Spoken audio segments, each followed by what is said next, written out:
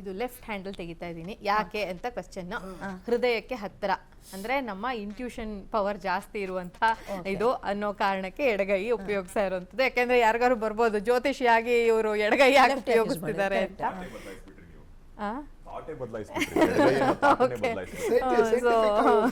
So ಇಲ್ಲಿ ಇದು ಏನು ನಮ್ಗೆ ಬಂದಿರುವಂತದ್ದು ಹರ್ಮಿಟ್ ಅನ್ನುವಂಥ ಕಾರ್ಡ್ ಬಂದಿದೆ. ಇದು ತುಂಬಾ ಕಷ್ಟಪಟ್ಟು ಮುಂದಿನ ಯಾವ ಕಡೆ ತೋರಿಸೋದು, ಈ ಕಡೆನಾ ಕ್ಯಾಮ್ರಾ ತೋರಿಸ್ಬಿಡಿ. ಸೊ ಈ ಕಾರ್ಡ್ ಏನಿದೆ ಇದು ತುಂಬಾ ಕಷ್ಟದ ಹಾದಿಯನ್ನೇ ತೋರಿಸುವಂತ ಕಾರ್ಡ್. ತುಂಬಾ ಈಸಿ ಇಲ್ಲ. ಆಮೇಲೆ ಅವರು ಕೆಲವು ಸರಿ ಏನ್ ಮಾಡ್ತಾ ಇದ್ದಾರೆ ಅಂತ ಹೇಳಿದ್ರೆ ದೀಪ ಹಿಡ್ದಿದ್ದಾರೆ, ಆ ದೀಪದ ಕೆಳಗಡೆ ಬೆಳಕಿದೆ ಅದನ್ನ ನೋಡ್ತಾ ಇದ್ದಾರೆ. ಅಂದ್ರೆ ಸುತ್ತಲೂ ಬೆಳಕಿದೆ ಅದನ್ನ ನೋಡ್ತಾ ಇಲ್ಲ, ಕೆಳಗಡೆ ನೋಡ್ತಾ ಇದ್ದಾರೆ. ಈ ತರದ ಸಿಚುವೇಶನ್ ಅವ್ರಿಗೆ ಕೆಲವು ಸರಿ ಆಗ್ತಾ ಇರ್ಬೋದು ಅಂತ.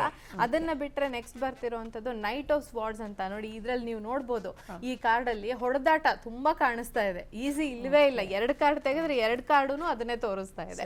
ಸೊ ಮುಂದಿನ ದಿನಗಳು ಹೇಗಿರ್ಬೋದು ಅಂದ್ರೆ devil card, next card devil card. It is not at all easy. Devil ಬಂತು ಅಂದ್ರೆ ಹೇಗೆ ಅಂದ್ರೆ ಕಟ್ಟು ಹಾಕಿದಂತ ಪರಿಸ್ಥಿತಿಲಿ ಕೆಲವು ಬಾರಿ ನೀವು ಲಾಸ್ಟ್ ಟೈಮ್ ಯಾವಾಗ ಒಂದ್ಸರಿ ಕೋಟ್ ಮಾಡಿದ್ರು, ಕೆಲವು ಕಟ್ಟುಪಾಡುಗಳನ್ನ ಬಿಟ್ಟು ಇಷ್ಟು ದಿನ ನಾನು ಮಾಡಿದ್ದೀನಿ, ಇನ್ಮೇಲೆ ಕರ್ನಾಟಕದ ಜನತೆಗೆ ಮಾಡ್ಬೇಕು ಅಂತ ಇದ್ದೀನಿ ಅಂತ ಹೇಳಿ ಅಂತ ಸರ್ ಹೇಳ್ತಾ ಇದ್ರು. ನಾನು ಅವಾಗ್ಲೇ ಕೇಳಿಸ್ಕೊಂಡೆ. ಸೊ ಆ ತರ ಕಟ್ ಹಾಕದಂತ ಸಿಚುವೇಶನ್ ತುಂಬಾ ಎದುರಾಗುತ್ತೆ ಅವರಿಗೆ.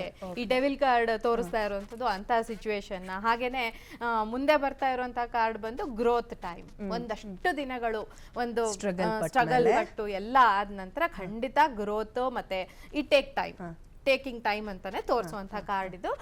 ನೈಟ್ ಆಫ್ ಪೆಂಟಕಲ್ಸ್ ಅನ್ನೋ ಕಾರ್ಡ್ ಬರ್ತಿದೆ. ಇದು ಒಂಥರ ರೈಟ್ ಪಾತ್ ಅಲ್ಲಿ ನಡೀತಾರ ಅವರು. ಇದೆಲ್ಲ ಆಗಿ ಕಷ್ಟಗಳನ್ನೆಲ್ಲ ನಿಭಾಯಿಸಿದ ನಂತರ ಇದು ರೈಟ್ ಪಾತ್ ಸಕ್ಸಸ್ ನ ತೋರಿಸುವಂತ ಕಾರ್ಡ್. ಒಂದ್ 4-5 ಕಾರ್ಡ್ ನನ್ಗೆ ಇಂಟ್ಯೂಷನ್ ಬರೋವರೆಗೂ ತೆಗಿಬೇಕು ಅಂತ ಹೇಳ್ತೀವಿ. ಸೊ ಒಂದು 3-4 ಕಾರ್ಡ್ಗಳು ನನಗೆ ನೆಗೆಟಿವ್ ತೋರಿಸ್ತು. ನೆಕ್ಸ್ಟ್ ಬಂದಂತದ್ದು ಟೋಟಲ್ ಪಾಸಿಟಿವ್ ಕಾರ್ಡ್.